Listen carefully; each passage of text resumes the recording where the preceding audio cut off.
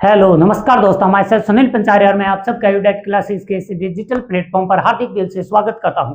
तो दोस्तों, हमने अपनी जो पहल शुरू की है इसके अंदर हमने भारतीय संसद से संबंधित तमाम प्रावधानों के बारे में चर्चा की। आज का हमारा जो टॉपिक है वो है भारतीय संसद की जो कार्य प्रणाली है, उसमें जो संसद जिन साधनों का प्रयोग करती है मंत्रिपरिषद को या सरकार को जवाबदेह बनाने के लिए, उन कुछ प्रावधानों के बारे में जिक्र करना। ये कुछ ऐसे टर्म हैं जिनके बारे में अक्सर कंफ्यूज करने के लिए एक लाइन का एक एक क्वेश्चन बन जाते हैं, तो इनके टर्म को थोड़ा सा समझने के लिए हमारी आज की क्लास रखी गई है। इस क्लास में यह प्रयास किया गया है कि जो संसदीय कार्यवाही के साधन हैं इनके एक एक टर्म को एक्सप्लेन करना, जिसमें यही कोशिश रहेगी कि आपके अगर एग्जाम के अंदर इनसे रिलेटेड कोई वन लाइनर एग्जाम में क्वेश्चन आ जाता है तो उसके अंदर आप समझ पाओ कि ये टर्म एक्चुअल में किस चीज को डिफाइन करते हैं। और इन्हीं की हेडिंग दी गई है संसदीय कार्यवाही के साधन, कि संसद जो भी कार्य करती है उसमें वो कौन कौन से प्रकार के साधन यूज ले सकती है। और इसी के साथ हम ये समझ पाएंगे कि मंत्रिपरिषद को जवाबदेह बनाने के संसद के पास साधन कौन कौन से। कई बार जो डिस्क्रिप्टिव एग्जाम होते हैं उनके अंदर तो अक्सर ये प्रश्न पूछा जाता है कि मंत्रिपरिषद को जवाबदेह बनाने के लिए हमारी संसद किन किन साधनों का प्रयोग करती है। तो आइए इनके बारे में देखते हैं कौन कौन से ऐसे प्रस्ताव हैं, जो साधन हैं जो कि मंत्रिपरिषद को जवाबदेह बनाते हैं और किन के पारित होने से पूरी की पूरी सरकार पलट जाती है। इन तमाम बिंदुओं पर चर्चा करने के लिए आज की ये क्लास रखी गई है। तो आइए शुरू करते हैं। पहला टॉपिक, पहली हेडिंग है वो है प्रश्नकाल। ये वो है पहला माध्यम है, साधन है जिसकी सहायता से संसद मंत्रिपरिषद को जवाबदेह बनाती है। देखते हैं ये किस प्रकार से होता है। जो भारतीय संसद की जो कार्यवाही चलती है वो नॉर्मली सुबह 11 बजे शुरू होती है। जो 11 बजे की शुरुआत का पहला घंटा होता है, यानी 11 से लेकर 12 बजे तक का, इस घंटे को कहते हैं प्रश्नकाल। ये 11 से लेकर 12 बजे के बीच का है, सुबह का पहला घंटा है। और इस पहले घंटे के अंदर संसद का ने इसका नाम दिया गया है प्रश्नकाल। और इसका सिंपल मतलब है कि कोई भी सांसद किसी भी मंत्री से किसी भी उनके लिए हुए निर्णय के खिलाफ में उनसे निर्णय से संबंधित उनकी कार्यवाही के लिए प्रश्न कर सकता है, इसलिए उसका नाम रखा गया है प्रश्नकाल। किसी भी मंत्री से डायरेक्ट ऑन द स्पॉट आपकी ऐसे प्रश्न नहीं पूछ सकते। प्रश्न पूछने के लिए आपको पहले तो अपने प्रश्न की कैटेगरी पता होनी चाहिए कि प्रश्न किस कैटेगरी का है। दूसरा, आपको पता होना चाहिए कि वो प्रश्न आप उस दिन पूछोगे जिस दिन आपको जो आपकी सदन है, सदन के पीठासीन अधिकारी नियुक्त करते हैं, यानी कि निश्चित करते हैं, उसी दिन हम हमारे प्रश्न अपने मंत्रियों से पूछ सकते हैं। ये प्रश्न सांसद भी पूछ सकते हैं और सामान्य व्यक्ति भी पूछ सकता है, जिसको संसद के अंदर एंट्री दी जाती है। अब देखते हैं कि प्रश्न की कैटेगरी कितनी होती है। नॉर्मली प्रश्न 4 प्रकार के यहाँ पर पूछे जाते हैं। उन 4 प्रकार के प्रश्नों को पहले को बोलते हैं तारांकित यानी कि स्टार मार्क। दूसरा अतारांकित यानी कि किसी प्रकार का स्टार मार्क नहीं दिया गया है। तीसरा जिसे बोलते हैं अल्प सूचना का प्रश्न, यानी कि इसके अंदर सूचना कम समय की दी जाती है। कम समय कितना, आधे पौन घंटे का नहीं, कम समय का मतलब है कम से कम 10 दिन का समय दिया जाता है, उससे बोलते हैं अल्प सूचना का प्रश्न। एक और प्रश्न बनता है जिसे बोलते हैं निजी सदस्यों से पूछा गया, गैर सरकारी सदस्यों से पूछा गया प्रश्न। अब एक एक को देखेंगे तब यहां पर बताएंगे निजी सदस्य का क्या मतलब है। तारांकित प्रश्न का मतलब होता है ये स्टार मार्क्ड है। स्टार मार्क्ड होने का मतलब है कि इसका जवाब ये मौखिक रूप से पूछा जाएगा। पूछने के लिए तो आपको एक चिट्ठी पर लिखना ही पड़ेगा कि ये प्रश्न है, लेकिन इसका जवाब आपको मौखिक रूप से दिया जाएगा। मौखिक जवाब के साथ में एक फायदा होता है, वो ये कि आप इस पर पूरक प्रश्न कर सकते हैं, यानी कि सप्लीमेंट्री प्रश्न और करना चाहते हैं मंत्री जी से तो फिर कर सकते हैं। तारांकित प्रश्न मौखिक होता है जवाब इसका, और दूसरी चीज इसमें पूरक प्रश्न पूछने की अनुमति होती है। यानी कि आपने मंत्री जी से पूछा कि आप मंत्री जी, आपने जो अभी पिछले साल जो योजना लाए थे उस योजना का आपने तो दावा किया था कि हर एक लास्ट माइल तक बैठे हुए व्यक्ति तक आपकी स्कीम पहुंचेगी, देश का विकास होगा, आप जीडीपी में इतनी वृद्धि होगी, आप तो इतने दावे कर रहे थे, तो क्या हुआ, उसकी प्रोग्रेस दीजिए, एक साल की प्रोग्रेस दीजिए, तो फिर वो मंत्री जी आपको जवाब देंगे। अगर आपका प्रश्न तारांकित है, स्टार मार्क लगा हुआ था, तब तो इसका जवाब मंत्री जी मौखिक रूप से देंगे। और अगर स्टार मार्क नहीं था तो फिर इसका जवाब आपको लिखित में एक पेज पर मिलेगा। मंत्री जी को बोलने की जरूरत नहीं है, वो अपने सचिवालय से एक आंसर लिखवाएंगे और वो आंसर आपको दे दिया जाएगा, आप खुद ही पढ़ लेना। उसे बोलते हैं तारांकित, और बिना तारांकित वाला ये होता है। अब जब तारांकित पूछा, आपने सिंपल सी कॉमन सेंस की बात है, अगर आपने स्टार मार्क नहीं लगाया हुआ प्रश्न पूछा, यानी कि आपने लिखित जवाब मांगा है, तो लिखित जवाब तो ऑलरेडी जारी हो चुका है। अब आप उसका पूरक प्रश्न थोड़ी ना पूछ सकते हो। जो मंत्री जी ने लिखित में आपको एक दस्तावेज दे दिया, उसके बाद उस दस्तावेज का आप पूरक प्रश्न नहीं पूछ सकते, क्योंकि जवाब ऑलरेडी आपके पास पहुंच चुका है। अब मंत्री जी कैसे उसके पूरक प्रश्न का जवाब दे सकते हैं? इसलिए अतारांकित प्रश्नों के पूरक प्रश्न नहीं पूछे जाते, तारांकित में पूछे जा सकते हैं। ये तो दोनों एक दूसरे के ऑपोजिट हैं, इसलिए समझ में आ गए। तीसरा आता है अल्प सूचना का प्रश्न।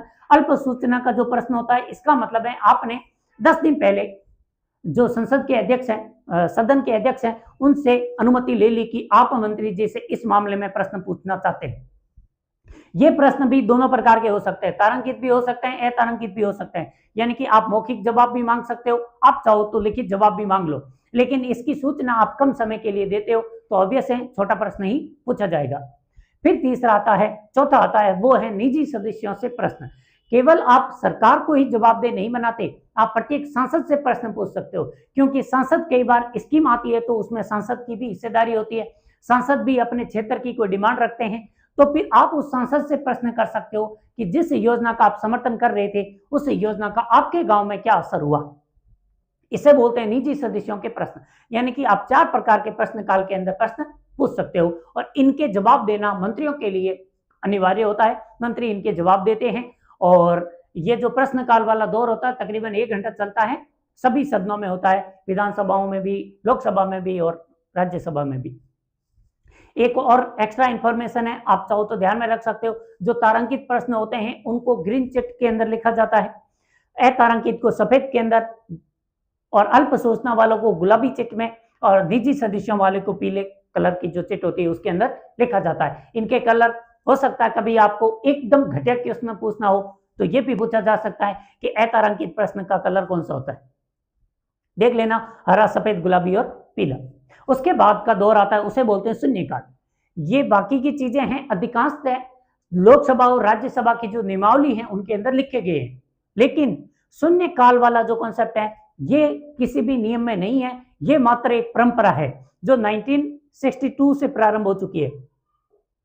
पहले ऐसा होता था कि प्रश्नकाल के अंदर सांसद लोग मंत्रियों से प्रश्न पूछ लेते थे, लेकिन जो मीडिया है उनको भी तो प्रश्न पूछने की जरूरत थी। मीडिया के प्रश्नों के जवाब देने के लिए संसद के अंदर कोई समय रखा ही नहीं गया था।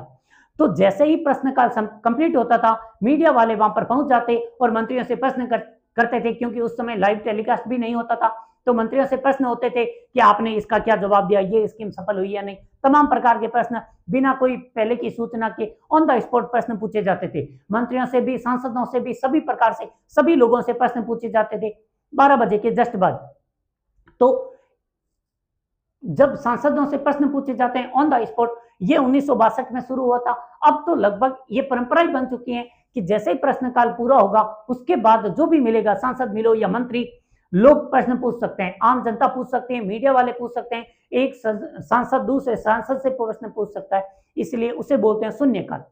और इसको शून्यकाल कहने का एक कारण तो ये है कि 12 बजे प्रश्नकाल पूरा होता है, 12 बजे के जस्ट बाद जो 12 बजे के जस्ट बाद 1 आएगा, 12 से 1 के बीच वाला जो दौर है वो उस समय कितने बजे हो चुके होंगे, 0 बजे होंगे, क्योंकि 0 के बाद 1 आएगा। इसलिए इस दौर को क्या नाम दे देते हैं, शून्यकाल, यानी कि शून्य से प्रारंभ होता है। या फिर इसको शून्यकाल इसलिए भी बोल सकते हैं क्योंकि अभी तक संसद की कार्यवाही शुरू ही नहीं हुई है। जो प्रश्नकाल थे वहां पर संसद ने कोई अपना कार्यक्रम तय नहीं किया गया था, यहाँ केवल प्रश्न पूछे गए और उनके जवाब मिले थे। एक्चुअल में प्रश्न कार्यक्रम तो इसके बाद 12 बजे के बाद ही शुरू होने वाला है, इसलिए भी इसको शून्यकाल कह सकते हैं। लेकिन ये है क्या, एक परंपरा मात्र है, ऐसा संसदीय कार्यवाही की नियमावली में कहीं पर भी शून्यकाल का उल्लेख नहीं है। अब आते हैं कुछ प्रकार के प्रस्ताव और उनसे रिलेटेड कुछ टर्म जिनके बारे में आगे एक्सप्लेनेशन दिया गया है। तो देखते हैं, सबसे पहले आज नाम आता है, उसे बोलते हैं आधे घंटे की बहस। ये क्या होती है, जब किसी लोक महत्व के या अन्य महत्वपूर्ण विषय पर संसद के अंदर बहस करवानी होती है तो फिर मंत्री ही क्यों हर बार मुद्दा उठाए, अन्य सांसद भी तो उठा सकते हैं। अन्य सांसदों को यह अधिकार देती है प्रत्येक सदन के अध्यक्ष, क्या, और वो भी सप्ताह में 3 दिन उनको किसी भी आधे घंटे की बहस के लिए बहस नाम से एक अवधि रखी जाती है। इस अवधि के अंदर जो अन्य प्रकार के सांसद होते हैं वो कोई महत्वपूर्ण मुद्दों को उठा सकते हैं संसद के अंदर बहस करने के लिए कि इस मुद्दे पर भी बहस की जाए। उससे बोलते हैं आधे घंटे की बहस, जो सप्ताह में 3 दिन मिलती है और ये 3 दिन उसके पीठासीन अधिकारी स्वयं निर्धारित करते हैं। उसके बाद आता है अल्पकालिक चर्चा, ये भी सप्ताह में 3 दिन के लिए आती है और इसमें भी 2 घंटे से ज्यादा चर्चा नहीं होती, इसलिए इसे आप 2 घंटे की चर्चा भी कह सकते हो। उससे बोलते हैं अल्पकालिक आधे घंटे की चर्चा, यानी कि आधे घंटे की बहस, लेकिन इसे हम नाम देते हैं अल्पकालिक चर्चा को 2 घंटे की बहस। क्यों? क्योंकि इसके अंदर 2 घंटे से ज्यादा बहस नहीं चलेगी। ये भी सेम बात है, कोई ज्यादा महत्वपूर्ण विषय है तो उस विषय को आप संसद के अंदर उठा सकते हो और संसद के अंदर इस मुद्दे पर बहस करवा सकते हो कि सरकार को क्या करना चाहिए, क्या नहीं करना चाहिए। ऐसे तमाम प्रकार के चर्चाएं करवाई जा सकती हैं। इसे बोलते हैं अल्पकालिक चर्चा और ये भी सप्ताह में 3 दिन जो पीठासीन अधिकारी है वो देंगे और इसमें 2 घंटे से ज्यादा की चर्चा नहीं होनी चाहिए। और ये तो सरकार का ध्यान आकर्षित करने और वहां पर ध्यानाकर्षण प्रस्ताव के तौर पर आते हैं, यानी कि सरकार का और संसद का किसी मुद्दे पर ध्यान खींचना हो, अगर बहुत ज्यादा महत्वपूर्ण मुद्दा है तब तो उसके लिए अल्पकालिक चर्चा घोषित की जाती है पीठासीन अधिकारी द्वारा। उस पर 2 घंटे तक बहस चलती है, ये डिसाइड करने में कि क्या सरकार का फोकस फिलहाल इस मुद्दे पर होना चाहिए या फिर किसी अन्य मुद्दे पर, उसके लिए तो अल्पकालिक चर्चा घोषित की जाती है। और जब कोई थोड़े कम महत्व का विषय होता है तब उसके लिए आधे घंटे की बहस होती है, यानी कि कोई भी व्यक्ति अपने क्षेत्रीय मुद्दों को भी वहां पर उठा सकता है कि हमारे इस मुद्दे पर भी आप संसद में चर्चा करो। उसके लिए तो आता है आधे घंटे की बहस। और अल्पकालिक चर्चा तब आती है जब मुद्दा बहुत बड़ा होता है और इसके लिए भी 3 दिन ये भी गैर सरकारी सदस्यों द्वारा उठाए जाते हैं। ये 4 प्रकार के टर्म हैं, जिनमें से शुरुआती 2 हैं वो तो शून्यकाल नहीं, यानी प्रश्नकाल, प्रश्न पूछने के लिए, शून्यकाल ये भी प्रश्न पूछने के लिए है, लेकिन ये परंपरा मात्र है। आधे घंटे की और अल्पकालिक बहस है, ये सरकार का ध्यान या संसद का ध्यान खींचने के लिए होते हैं, इसलिए आधे घंटे वाले में तो थोड़ी सी चर्चा होगी। और क्षेत्रीय मुद्दा होता है अल्पकालिक चर्चा वाला, ये नेशनल स्तर का मुद्दा होता है, ध्यान खींचने के लिए ही यहाँ पर 2 घंटे तक बहस चलती रहती है। उसके बाद आते हैं सरकार को जवाबदेह बनाने के लिए प्रस्ताव, और उनमें पहला प्रस्ताव है उसका नाम है अविश्वास प्रस्ताव। आर्टिकल 75 हमें याद है, आर्टिकल 75 के अंदर बताया गया है कि मंत्रिपरिषद सामूहिक रूप से लोकसभा के प्रति जवाबदेह है, उत्तरदायी है। और उत्तरदायी होने का सिंपल मतलब है मंत्रिपरिषद लोकसभा के अंदर बहुमत में है। बहुमत में होने का भी मतलब है कि मंत्रिपरिषद के खिलाफ में कोई भी प्रकार का प्रस्ताव पारित नहीं हो सकता। और अगर लोकसभा को ऐसा लगता है कि यह मंत्रिपरिषद सही नहीं है तो मंत्रिपरिषद के खिलाफ में जो प्रस्ताव लाया जाएगा उससे बोलते हैं अविश्वास प्रस्ताव। और अगर ये अविश्वास प्रस्ताव पारित हो जाता है तो मंत्रिपरिषद अपना पद खाली कर देती है, यानी कि सरकार गिर जाएगी और नई सरकार गठन होने के चांसेस बन जाएंगे। कब? जब अविश्वास प्रस्ताव पारित हो जाएगा। अविश्वास प्रस्ताव सरकार नहीं लाती, सरकार के खिलाफ में लाया जाता है और इसके पारित होने का मतलब है सरकार गई प्रस्ताव। और अगर आप अविश्वास प्रस्ताव लाते हो तो अविश्वास प्रस्ताव लाने के लिए आपके पास कम से कम 50 समर्थक होने चाहिए। ये बात भी ध्यान में रखने वाली है, क्योंकि ऐसी अक्सर लोकसभा और राज्यसभा में ऐसी अक्सर चर्चाएं होती रहती हैं कि सरकार के पास विश्वास मत नहीं है, हम अविश्वास प्रस्ताव लाएंगे। तो कोई भी सांसद ये कमेंट तो कर ही देता है, लेकिन ध्यान में रखना ये अविश्वास प्रस्ताव तभी आएगा जब कम से कम उसके पास 50 समर्थक होंगे। सिंपल बात है। उसके बाद आता है विश्वास प्रस्ताव। विश्वास प्रस्ताव है ये सरकार खुद लाती है। कब लाती है? जब भी ऐसा हंगामा होता है कि सरकार के पास बहुमत की कमी है तो सरकार ये साबित करने का प्रयास करेगी कि हमारे पास बहुमत है, और बहुमत साबित करने का जो माध्यम होता है उसे बोलते हैं विश्वास प्रस्ताव। यानी अगर संसद लाती है, यानी मंत्रिपरिषद के खिलाफ में जब भी आता है उसे बोलते हैं अविश्वास प्रस्ताव। और जब मंत्रिपरिषद खुद अपना एक प्रस्ताव लाती है और उसे पारित करवा के दिखा देती है कि हमारे पास विश्वास मत है, यानी कि हम अभी भी बहुमत में है। और ये विश्वास प्रस्ताव लाने की नौबत कब आती है? मोस्टली जब त्रिशंकु संसद बन जाती है। त्रिशंकु का मतलब हुआ कि जब किसी भी एक पार्टी के पास स्पष्ट बहुमत नहीं हो, या फिर उसे बोलते हैं जब गठबंधन की सरकारें बनती हैं, तो कई बार ऐसा होता है गठबंधन के जो पार्टीज होती हैं वो कई बार चलते चलते सरकार को छोड़कर दूसरी पार्टी ज्वाइन कर लेते हैं। ऐसी परिस्थिति में सरकार का बहुमत हिल जाता है और इसे हिले हुए बहुमत को वापस साबित करने के लिए संसद को विश्वास देना, मोस्टली लोकसभा को विश्वास दिलाने के लिए जो हमारी सरकार होती है यानी मंत्रिपरिषद है, वो विश्वास प्रस्ताव पारित करती है। अगर ये विश्वास प्रस्ताव पारित हो गया तो इसका मतलब है सरकार बहुमत में है। दोनों को वापस देखते हैं। अविश्वास प्रस्ताव कौन लाएगा? विपक्ष लाएगा या संसद के अन्य सांसद लाएंगे, और ये हमेशा सरकार के खिलाफ में होता है। अगर ये पारित हो गया तो सरकार गिर जाएगी। दूसरा इसका ऑपोजिट प्रस्ताव होता है जिसे बोलते हैं विश्वास प्रस्ताव। विश्वास प्रस्ताव का मतलब होता है ये सरकार खुद लाती है संसद को, लोकसभा को विश्वास दिलाने के लिए कि हम बहुमत में है। अगर ये पारित हो गया सरकार है बचेगी, और अगर विश्वास प्रस्ताव भी पारित नहीं होता है, विश्वास प्रस्ताव पारित नहीं होता है, तब सरकार गिर जाएगी क्योंकि बहुमत में नहीं है। और अविश्वास प्रस्ताव अगर पारित हो जाता है तब भी सरकार गिर जाएगी क्योंकि सरकार किस पलड़े में चली गई? अविश्वास वाले में, यानी कि विश्वास प्रस्ताव अपने आप ही इसका ऑपोजिट काम करते हैं। अविश्वास प्रस्ताव नहीं पारित होता तो सरकार बच जाती है, पारित होता है तो सरकार गिर जाती है, और विश्वास प्रस्ताव पारित होता है तो सरकार बच जाती है, पारित नहीं होता तो सरकार गिर जाती है। इससे बोलते हैं विश्वास और अविश्वास प्रस्ताव। और ये दोनों अविश्वास प्रस्ताव है वो सरकार को मंत्रिपरिषद के प्रति जवाब, मंत्रिपरिषद को लोकसभा के प्रति जवाबदेह बनाता है, और जो विश्वास प्रस्ताव है वो अपने आप को जिंदा रखने का एक माध्यम है। उसके बाद एक आता है निंदा प्रस्ताव। निंदा प्रस्ताव के अंदर सरकार के या किसी मंत्री की निंदा की जाती है किसी भी कार्य के लिए। मान लो किसी मंत्री ने कोई घोटाला कर दिया, तो घोटाला करने में ऐसी परिस्थिति में उस मंत्री के खिलाफ में निंदा करने के लिए संसद एक प्रस्ताव पारित कर देती है। अगर प्रस्ताव पारित हो जाता है तो मंत्री जी की निंदा हो जाती है, इतना ही है।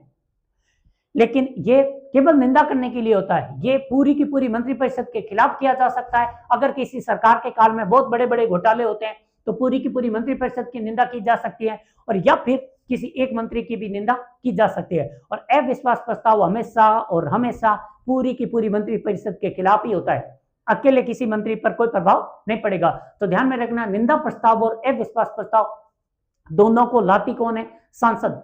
जो मंत्रिपरिषद के हिस्से नहीं है वो सांसद लाते हैं। क्या करेंगे? अगर निंदा प्रस्ताव पारित करते हैं तो प्रस्ताव लाने से पहले रीजन बताना पड़ेगा कि आप क्यों निंदा करना चाहते हैं। अविश्वास प्रस्ताव में किसी रीजन की जरूरत नहीं है, सीधा अविश्वास प्रस्ताव पारित हो जाता है तो सरकार गई। और निंदा प्रस्ताव के अंदर पहला अध्यक्ष को, पीठासीन अधिकारी को बताइए कि आप क्यों निंदा करना चाहते हैं, तो फिर बताना पड़ेगा कि एक्स मंत्री ने इस प्रकार का घोटाला किया या गलत आचरण किया है, इसके लिए हम निंदा करेंगे, या पूरी की पूरी मंत्रिपरिषद ने ये वाले घोटाले में मंत्रिपरिषद शामिल थी इसलिए हम इनकी निंदा करना चाहते हैं। ऐसा प्रस्ताव पारित होता है, उसे बोलते हैं निंदा प्रस्ताव। दोनों में अंतर समझ में आया?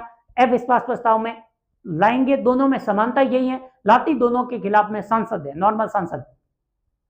और निंदा प्रस्ताव में रीजन बताना पड़ेगा, अविश्वास प्रस्ताव में कोई रीजन नहीं चाहिए। निंदा प्रस्ताव एक मंत्री के खिलाफ में भी और मंत्री पूरी की पूरी मंत्रिपरिषद के खिलाफ में लाया जा सकता है, जबकि अविश्वास प्रस्ताव केवल पूरी की पूरी मंत्रिपरिषद के खिलाफ ही आएगा।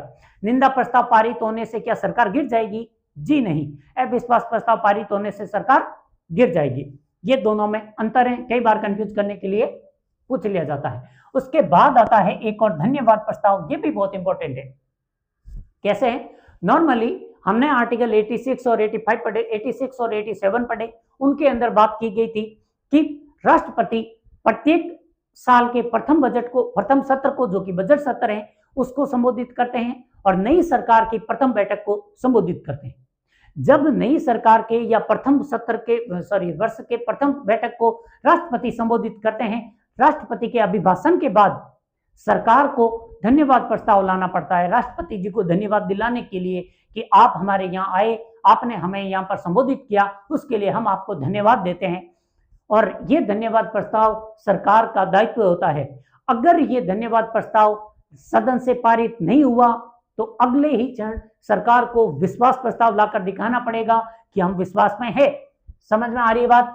धन्यवाद प्रस्ताव राष्ट्रपति को धन्यवाद देने के लिए किया जाता है, लेकिन इस प्रस्ताव का संसद से पारित होना बहुत ज्यादा जरूरी है। अगर ये प्रस्ताव पारित नहीं होता है तो सरकार अविश्वास में आ गई है, ऐसी चांसेस बन जाएंगी और अगले ही क्षण सरकार को विश्वास प्रस्ताव पारित करवाना ही पड़ेगा, अन्यथा संसद अविश्वास प्रस्ताव पारित कर देगी।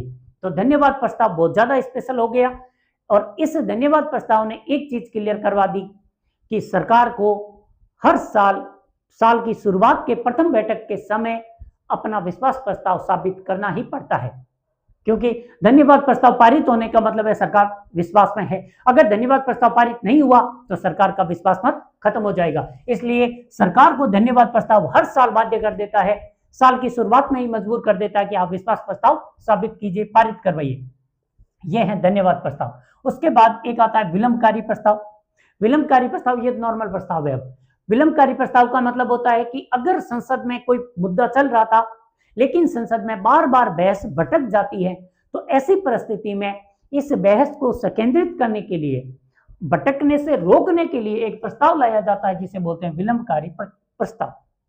यानी कि हम जो बार बार बिगड़ जाते हैं, बार बार उछलकर दूर दूर चले जाते हैं, मुद्दों से भटक जाते हैं, इस भटकन को थोड़ा कम कीजिए, उसमें थोड़ा विलंब लाइए और जिस मुद्दे के लिए हम यहाँ पर जमा हुए हैं उस पर बहस कीजिए। ऐसे किसी मोटिव के साथ प्रस्ताव लाया जाता है, उससे बोलते हैं विलंबकारी। यानी कि अपने इस भटकन पर थोड़ा विलंब डालिए, यानी कि अपने आप को थोड़ा रोकिए, यह होता है विलंबकारी प्रस्ताव। उसके बाद आता है ध्यानाकर्षण प्रस्ताव। यह हमेशा मंत्री जी का ध्यान खींचने के लिए आता है, यानी कि देश के अंदर कोई विशेष प्रकार की परिस्थिति जनरेट हो रही है, फिर भी हमारे मंत्रिपरिषद का ध्यान अलग ही दिशाओं में घूमता रहता है। ऐसी परिस्थितियां मोस्टली इनका ध्यान चुनाव में ही खोया रहता है, क्योंकि हमारे यहाँ हर साल किसी न किसी राज्य के अंदर चुनाव होते रहते हैं और राज्यों के चुनाव पर केंद्र की सरकार का भी फोकस होता है, राज्य की सरकार का भी होता है। ऐसे में केंद्र की सरकार का ध्यान तो चुनाव में खोया हुआ हो और देश में कोई विशेष परिस्थिति उत्पन्न हो जाए, ऐसी सिचुएशन के अंदर जो सांसद होते हैं वो मंत्री जी का ध्यान खींचने के लिए एक ध्यानाकर्षण प्रस्ताव पारित करवाते हैं, जिसका मतलब होता है हम मंत्री जी के सामने ये मुद्दा उठा रहे हैं कि आप इस मुद्दे पर कोई बिल लाइए और उसे पारित करवाइए और ये वाला कार्य आप कीजिए। इसके नाम से ही पता चल रहा है कि ध्यान को आकर्षित करने के लिए एक प्रस्ताव पारित करते हैं। और उसके बाद आता है स्थगन प्रस्ताव। स्थगन प्रस्ताव का मतलब होता है कि अगर आप किसी भी मुद्दे पर बहस कर रहे थे, उस मुद्दे को रोकिए, स्थगित कीजिए और नए मुद्दे पर चर्चा कीजिए। उसके लिए जो प्रस्ताव लाया जाता है उसे बोलते हैं स्थगन प्रस्ताव। और ये तभी पारित हो सकता है जब उस पर कम से कम लाने वाला आधे 2.5 घंटे तक बहस कर सकता हो। क्या मतलब है? क्या नॉनसेंस हुई है? इसका मतलब है कि अगर संसद की कार्यवाही चल रही थी, संसद में नॉर्मली जो मुद्दे चल रहे थे उन पर बहस भी हो रही थी, चर्चा हो रही थी, जो कुछ भी चल रहा था, सारे कार्य चल रहे थे, तभी किसी सांसद को ख्याल आता है कि हमारे देश में इतना कुछ हो चुका है, इतना कुछ हो रहा है, ऐसी अप्रत्याशित परिस्थिति उत्पन्न हो गई है, जबकि हम सब तो नॉर्मल बैठे चर्चा कर रहे हैं, तो क्यों ना हम एक ऐसे उस प्रस्ताव पर चर्चा करें जो देश के लिए सर्वाधिक जरूरी है। तो सर्वाधिक जरूरी कार्य को करवाने के लिए जो सांसद प्रस्ताव लाएगा उसके लिए उसे सबसे पहले एक प्रस्ताव पारित करवाना होगा, जिसे बोलते हैं स्थगन प्रस्ताव। स्थगन प्रस्ताव का मतलब है ये कार्यवाही को स्थगित करवाएगा। पहले जो चल रही है कार्यवाही, जो पहले से कार्यवाही चल रही थी, इससे स्थगित करवाएगा, इसलिए उसके प्रस्ताव का नाम हो गया स्थगन प्रस्ताव। और ये स्थगन तभी हो सकता है, तभी सफलतापूर्वक होगा जब उस पर कम से कम 2.5 घंटे की बहस हो, तभी आप पहले की कार्यवाही को स्थगित कीजिए, अन्यथा कोई मतलब नहीं है। आपके पास 2 विकल्प पहले से ही थे कि या तो आधे घंटे की बहस करवाइए जिसके अंदर आपका जो प्रस्ताव है वो हम देख लेंगे आधे घंटे की बहस में। अगर आपका जो मुद्दा है वो थोड़ा और बड़ा है, अल्पकालिक चर्चा करवाइए और अल्पकालिक चर्चा आप 2 घंटे तक कर सकते हो। और अगर आपका मामला अल्पकालिक से भी बड़ा है, बहुत बड़ी आपदा आन पड़ी है, ऐसी परिस्थिति में आप जो प्रस्ताव लाओगे उससे बोलते हैं स्थगन प्रस्ताव, और इस पर आपकी चर्चा 2.5 घंटे से ज्यादा होगी। ये 2 तो यहां पर आए थे और तीसरा स्थगन प्रस्ताव, तीनों एक जैसे हैं। अब तीनों को एक साथ देखते हैं। अल्पकालिक आधे घंटे की बहस, थोड़ा सा क्षेत्रीय कोई मुद्दा उठाया, आधे घंटे बहस हुई, मुद्दा कंप्लीट, छोड़ दो। आपका मुद्दा थोड़ा बड़ा था, राष्ट्रीय स्तर का था, और उस पर आपकी जो बहस थी वो 2 घंटे तक चलने वाली थी, तो आपने अल्पकालिक चर्चा के लिए डिमांड की। और अगर आपका मुद्दा बहुत ही ज्यादा महत्वपूर्ण बन गया, एकदम क्रिटिकल सिचुएशन खड़ी कर रहा है, ऐसी परिस्थिति में आप एक प्रस्ताव लाइए जिसका नाम रखा जाता है स्थगन प्रस्ताव। इसका मतलब है जो संसद की कार्यवाही चल रही थी उसे स्थगित करो और इस मुद्दे पर आप कार्यवाही करो, उस मुद्दे को, इस प्रस्ताव को आप संसद से पारित करवाओ और नया नियम बनवाओ, कानून बनवाओ, जो भी करना है करो। और ये तब होगा जब उस पर जो चर्चा होती है वो 2.5 घंटे तक की होती है। तो ये थे कुछ ऐसे साधन जिनकी सहायता से हमारी संसद और लोकसभा मंत्रिपरिषद को जवाबदेह बनाती है। और कुछ अन्य जो टर्म थे वो ये थे जिनके बारे में कई अक्सर एग्जाम के अंदर पूछ लिया जाता है कि इसकी क्या मतलब है, अल्पकालिक चर्चा का क्या मतलब है। ऑप्शन लिखा हो जाता है, पहला ही ऑप्शन मिल जाता है कि इसके अंदर 2 घंटे तक की बहस की जाती है, जो कि ऑब्वियस है, सही बात है। तो इस तरीके से एक एक टर्म को थोड़ा सा एक्सप्लेन करने की कोशिश की गई थी और आई होप कि आपको ये चीजें क्लियर रहेगी। तो अब आगे संसद और संसद से जुड़ी हुई संपूर्ण प्रक्रिया के बारे में हमारी चर्चा कंप्लीट होती है। मिलते हैं, धन्यवाद।